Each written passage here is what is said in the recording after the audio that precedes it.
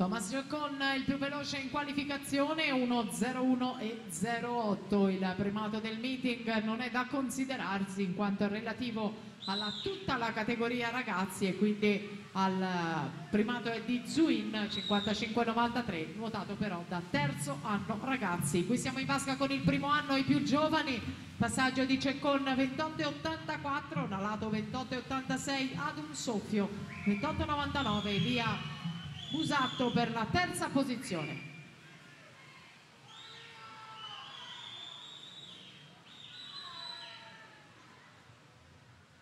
Tre quarti gara con la battaglia in centro vasca con Thomas Ceccon che nella fase di apnea ritrova la leadership nella sua scia Paolo Nalato, e dunque Ceccon per la vittoria per la Leosport. Thomas Ceccon 1:00.44, Paolo Nalato chiude secondo per il Riviera Nuoto 1:01.10 e poi Mattia Pugliatti la spunta per il